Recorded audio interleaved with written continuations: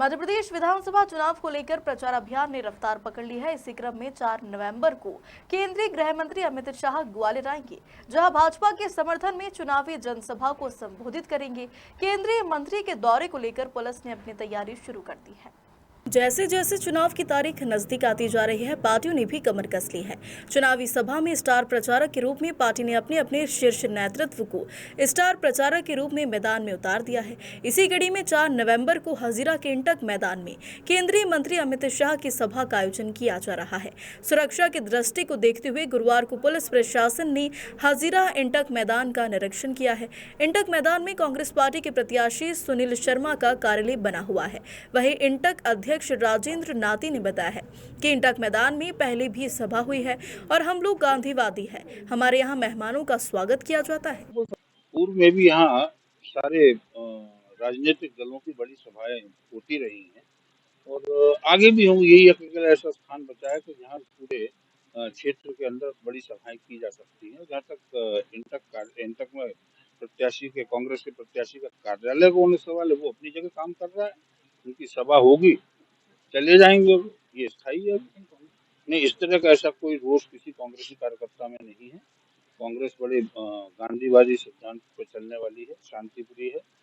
हम विपक्ष हैं, हम कोई शत्रु नहीं है। बड़ा शांति भावना के साथ में और सौहार्दपूर्ण वातावरण में हम लोग चुनाव लड़ रहे हैं। कांग्रेस के लोग बड़े संयमी और सब्र से, धैर्य से ये चुनाव लड़ रहे हैं और इस प्रकार की कहीं कोई 1% भी ये संभावना नहीं है कि उनकी सभा में कहीं कोई उपद्रव या कोई गलत हरकत करने का कोई भी प्रयास, कम से कम ग्वालियर विधानसभा का कोई भी कार्यकर्ता कांग्रेस का करने वाला नहीं। देखिए, 2-4 घंटे के उससे कहीं कोई प्रभाव नहीं पड़ता बेचारों को। वो तो 365 दिन कहीं ना कहीं ठेला लगा करके जीविका चला रहे हैं। 4 घंटे 6 घंटे के लिए अगर उनके ठेले इधर से उधर होंगे तो उससे कोई विशेष अंतर नहीं पड़ता। हाँ, ये जरूर है कि जब भी बड़ा वीआईपी मूवमेंट होता है तब निश्चित है जनता को परेशानी होती है, लेकिन वो सब सरकारों में होती है। एक प्रशासनिक व्यवस्था है और प्रोटोकॉल के आधार पर जो भी व्यवस्था आवश्यक होती है प्रशासन को करना अनिवार्य है। चुनाव के लेके जो चुनाव आयोग में ने एक आचार संहिता हमारी लगी हुई, आदर्श आचार संहिता, उसका हम पालन करा रहे हैं। उसके हिसाब से सारी कार्रवाइयाँ हमारी चल रही हैं और उसमें विशेष तौर पर जो असामाजिक तत्व जो विभिन्न प्रकार की आपराधिक गतिविधियों में रहते हैं, जैसे अवैध शराब बेचना, आर्म्स फायर आर्म्स का इस्तेमाल करना है, नशे का कारोबार करना, उन पर हमारी लगातार कार्रवाई चल रही है।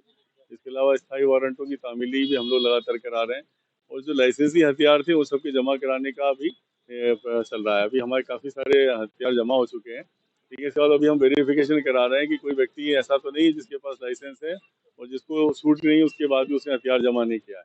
तो कल इसमें हमारे हजीरा थाने ने 3 लोगों पे कार्रवाई की है जिन्होंने इस तरह की कोई ना छूट ली थी और ना कोई उनके पास पर्याप्त ठोस कारण था, लेकिन वो बंदूक घर में रखे हुए थे। इनफैक्ट उनके 2 लोगों की तो बंदूकें दूसरे उनके रिश्तेदार रखे हुए थे, तो उन पर हमने कार्रवाई की है और ये लगातार जारी रहेगी।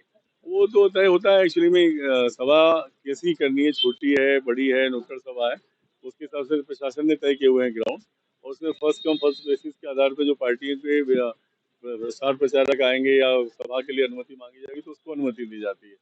तो यही सारी कार्रवाई चल रही है, तो हम देखेंगे जिस हिसाब से होगा, लेकिन सुरक्षा के जो मानक है जिनको विशेष श्रेणी मिली हुई है उनका पालन करा जाए। मुझे लगता है कि जनता भी, लोग भी सब एंजॉय कर रहे हैं, सेलिब्रेट कर रहे हैं, त्यौहार भी सेलिब्रेट कर रहे हैं और चुनाव भी एक त्यौहार है, उसको भी सेलिब्रेट कर रहे हैं। जहाँ तक हमारा और उनका आम जनता से कोई विशेष दिक्कत नहीं है। व्यवस्था के लिए हम फोर्स लगाते हैं और मुझे खुशी भी है कि यहाँ के लोग हमको सपोर्ट करते हैं।